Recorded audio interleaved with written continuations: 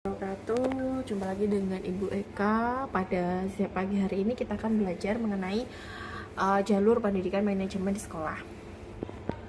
Sebelumnya kita harus mengerti paham tentang undang-undang tentang pendidikan nasional kita, yaitu adalah a formal education program is the process of training and developing people in knowledge, skills, mind, and character in a structure and certified program. Jadi adalah maksudnya program yang memiliki pendidikan formal itu diperoleh dengan proses pelatihan dan perkembangan baik secara pengetahuan, keterampilan, berpikir, karakter ya, dan ada sertifikatnya ya, tersertifikasi, programnya itu sudah tersertifikasi, jadi tidak sembarangan program. Nah di sini jalurnya itu ada 3 ya. Jalurnya itu ada formal, ada non formal, ada informal loh.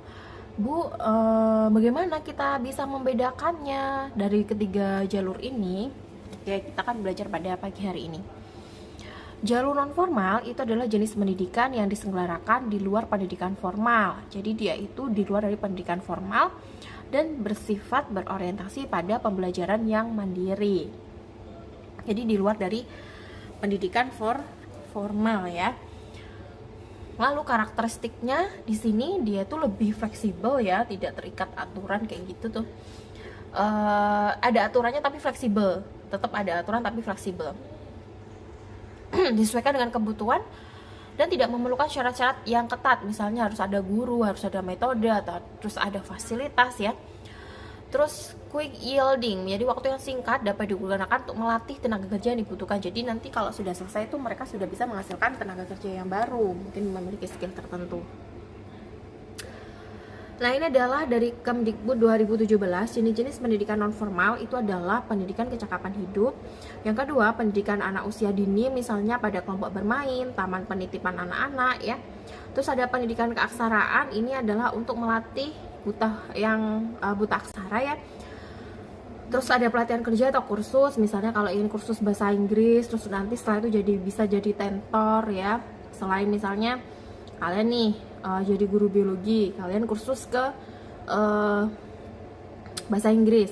Setelah itu kalian bisa mengupgrade skill kalian dalam Inggris, kemudian kalian jadi tutor bahasa Inggris di online, di ruang guru atau mana, itu kan juga bisa mengupgrade skill kalian selain jadi guru biologi. Nah seperti itu misalnya.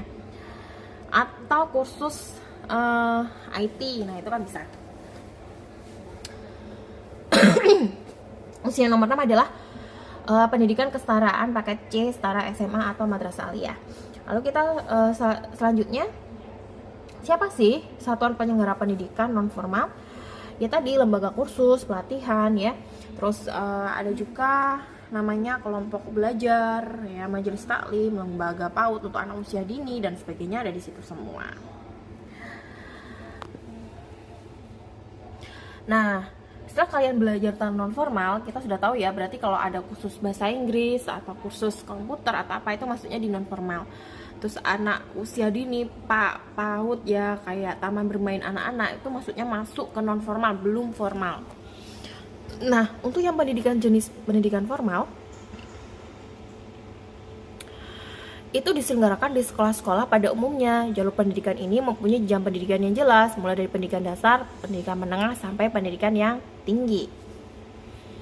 Jenis formal berdasarkan jenjang ada dasar, menengah, dan tinggi. Dasar seperti sekolah dasar, elementary school, dan menengah itu adalah junior high school dengan senior high school, sedangkan perguruan tinggi seperti kuliah saat ini.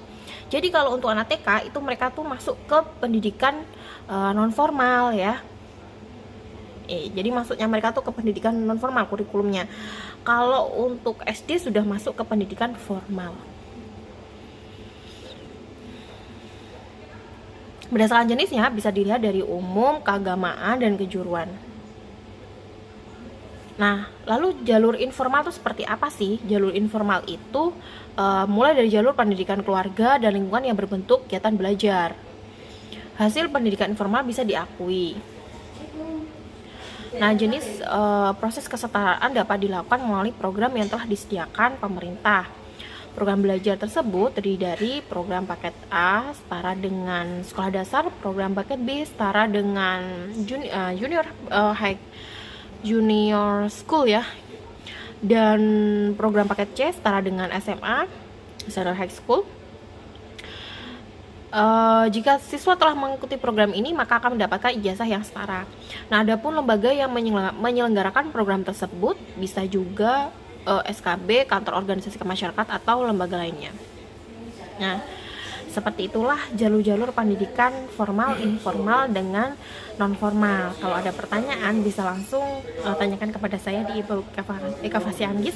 Jika ada beberapa hal yang kurang berkenan, saya minta maaf dan terima kasih atas kehadirannya. Wassalamualaikum warahmatullahi wabarakatuh.